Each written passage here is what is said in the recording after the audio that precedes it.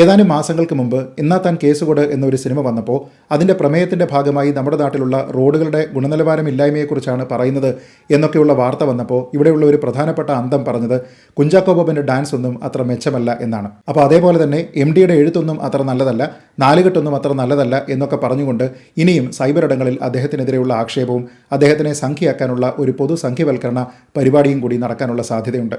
അദ്ദേഹത്തിൻ്റെ ചെറുകഥകളോ മഞ്ഞോ നാലുകെട്ടോ ഒന്നും തന്നെ ഉത്തമ കലാസൃഷ്ടികളായിരുന്നില്ല എന്നിനി അവർ പറയാനുള്ള സാധ്യതകളുണ്ട്. അതേപോലെ തന്നെ വാരാണസി പോലെയുള്ള പുസ്തകങ്ങൾ എഴുതിയിരിക്കുന്നയാൾ ഒരു സംഖ്യയാണ് എന്ന രീതിയിലത്തേക്കുള്ള ആക്ഷേപവും സോഷ്യൽ മീഡിയ കടന്നലുകളിൽ നിന്ന് ഉണ്ടാകാനുള്ള സാധ്യത വളരെ കൂടുതലാണ്. എല്ലാവർക്കും നമസ്കാരം. ഒരു പൊതുപരിപാടിയിൽ പങ്കെടുത്തുകൊണ്ട് അതിലൊപ്പം പങ്കെടുക്കുന്ന പ്രശസ്തനായ മറ്റൊരു വ്യക്തിയിൽ നിന്ന് കുറേയധികം വിമർശനങ്ങൾ ഏറ്റുവാങ്ങുക, വാരിക്കൂട്ടുക എന്നൊക്കെ പറയുന്നത് വളരെ പുതുമയുള്ള ഒരു കാര്യമല്ല നമ്മുടെ സർക്കാരിനെ സംബന്ധിച്ചിടത്തോളം. ഏതാനും മാസങ്ങൾക്ക് മുൻപാണ് നമ്മുടെ ചില മന്ത്രിമാർ പങ്കെടുത്ത ഒരു ചടങ്ങിൽ വെച്ച് നടൻ ശ്രീ ജയസൂര്യ കർഷക രംഗത്തുള്ള സർക്കാരിൻ്റെ ഇടപെടലുകൾ എത്രത്തോളം അപര്യാപ്തമാണ് എന്നതിനെക്കുറിച്ച് പറഞ്ഞത്. നെല്ല് സംഭരണവുമായി ബന്ധപ്പെട്ട വിഷയങ്ങളാണ് അന്ന് പറഞ്ഞിരുന്നത്.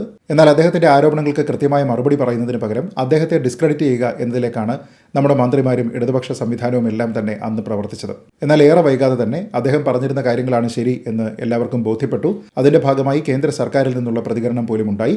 തന്നെയുമല്ല, കൃത്യസമയത്ത് സർക്കാരിൽ നിന്നുള്ള പിന്തുണ ലഭിക്കാത്തതിൻ്റെ പേരിൽ ആത്മഹത്യ ചെയ്യുന്ന കർഷകരുടെ വാർത്തകളും നമ്മൾ കണ്ടതാണ്.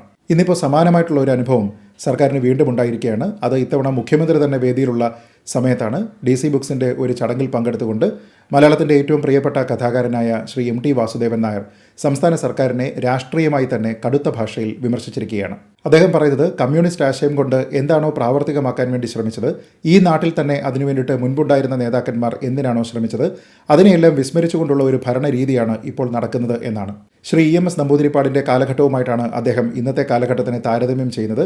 EMS എങ്ങനെയാണ് ജനകീയനായിട്ടുള്ള ഒരു നേതാവായത്, എങ്ങനെയാണ് കുറച്ച് നായകന്മാരും കൂടുതൽ നയിക്കപ്പെടുന്നവരും എന്ന ഒരു സംവിധാനത്തിനെ ഉടച്ചു വാർക്കാൻ ശ്രീ EMS നമ്പൂതിരിപ്പാട് ശ്രമിച്ചത് എന്നതിനെക്കുറിച്ചാണ് ശ്രീ MT വാസുദേവൻ നായർ പറയുന്നത്.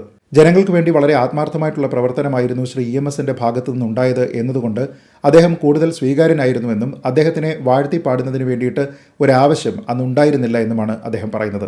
അധികാരം എന്നാൽ ആധിപത്യമോ സർവാധിപത്യമോ ആയി മാറിയിട്ടുണ്ട് എന്നുള്ളതാണ് അദ്ദേഹത്തിൻ്റെ ഏറ്റവും കടുത്ത വിമർശനം. അധികാരം എന്നത് ജനങ്ങളെ സേവിക്കാനുള്ള ഒരു അവസരമായിട്ട് മുൻപുള്ള നേതാക്കന്മാർ കണ്ടിരുന്നുവെങ്കിൽ ആ സങ്കല്പത്തെ തന്നെ നമ്മൾ ഇന്ന് കുഴിച്ചു മൂടിയിരിക്കുകയാണ് എന്നാണ് അദ്ദേഹം പറയുന്നത്. ആൾക്കാരെ ആരാധകരായും പോരാളികളായും ഒക്കെ തന്നെ മാറ്റിയെടുക്കുന്ന രീതിയിലത്തേക്കുള്ള ഒരു പ്രവർത്തനമാണ് ഇന്നത്തെ സംവിധാനത്തിൽ ഉണ്ടായിരിക്കുന്നത് എന്നും അദ്ദേഹം പറയുന്നുണ്ട്. അതുപോലെ തന്നെ അദ്ദേഹത്തിൻ്റെ പ്രസംഗത്തിലെ ഏറ്റവും പ്രധാനപ്പെട്ട ഒരു പരാമർശം, ഇവിടെ തെറ്റുപറ്റിക്കഴിഞ്ഞാൽ അതിനെ സമ്മതിക്കുന്ന വിശാല മനസ്കതയുള്ള നേതാക്കന്മാരില്ല എന്നാണ്. അതുകൊണ്ട് തന്നെയാണ് അദ്ദേഹം വീണ്ടും EMSൻ്റെ കാലത്തേക്ക് പോകുന്നതും അക്കാലത്ത് നിന്നുള്ള ചില കഥകൾ ഓർമ്മിച്ചെടുത്ത് പറയുന്നതും. ഒരു വലിയ സംഘം ആരാധകരെയും പോരാളികളെയും സ്തുതിപാഠകരെയും ഒപ്പം നിർത്തുന്നതിന് വേണ്ടി ഭരണാധികാരികൾ എറിഞ്ഞുകൊടുക്കുന്ന ഔദാര്യ തുണ്ടുകളല്ല സ്വാതന്ത്ര്യം എന്ന് വളരെ ശക്തമായ ഭാഷയിലാണ് അദ്ദേഹം സർക്കാരിനെ വിമർശിക്കുന്നത്. ഇതിനൊന്നും തന്നെ നിന്നുകൊടുക്കാത്ത നേതാവായിരുന്നു ശ്രീ EMS നമ്പൂതിരിപ്പാട് എന്നതുകൊണ്ട് ആചാരോപചാരമായ നേതൃത്വ പൂജകളിലൊന്നും തന്നെ അദ്ദേഹത്തെ കാണാനുണ്ടായിരുന്നില്ല എന്നാണ് ശ്രീ MT പറയുന്നത്. എന്തായാലും നമ്മുടെ രാഷ്ട്രീയ സംവിധാനത്തിൽ പൊതുവായും ഭരണ സംവിധാനത്തിൽ പ്രത്യേകമായും ഉണ്ടായിരിക്കുന്ന അപജയത്തിനെ, മൂല്യശോഷണത്തിനെയൊക്കെ വളരെ കൃത്യമായി വരച്ചു കാട്ടുന്ന വരികളാണ് അദ്ദേഹത്തിൻ്റെ വിമർശനത്തിലുള്ളത്.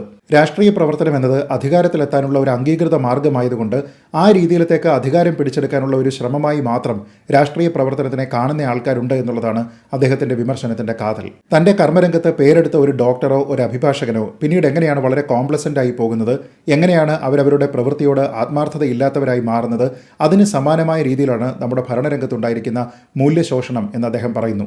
ശിഥിലീകരണത്തിൻ്റെ കാര്യകാരണങ്ങൾ എന്തൊക്കെയാണ് എന്നുള്ളത് അപഗ്രഥിച്ച് മനസ്സിലാക്കുകയും അതിനെ തിരുത്തുന്നതിന് വേണ്ടിയിട്ടുള്ള നടപടികൾ സ്വീകരിക്കുകയും ചെയ്യുന്നതിന് പകരം അങ്ങനെ ഒരു തെറ്റുണ്ട് എന്നുള്ളതിനെപ്പറ്റി അക്നോളജ് ചെയ്യാൻ വേണ്ടിയിട്ട് പോലും നമ്മുടെ നേതാക്കന്മാർ തയ്യാറാകുന്നില്ല എന്നാണ് അദ്ദേഹം പറയുന്നത്. രാഷ്ട്രീയ പ്രവർത്തനം നടത്തി, വിപ്ലവം നടത്തി ഭരണകൂടം കൈയടക്കുക എന്നുള്ളതായിരുന്നില്ല മാർക്സ് പറഞ്ഞത് എന്നാണ് അദ്ദേഹം കമ്മ്യൂണിസ്റ്റുകാരെ ഓർമ്മിപ്പിക്കുന്നത്.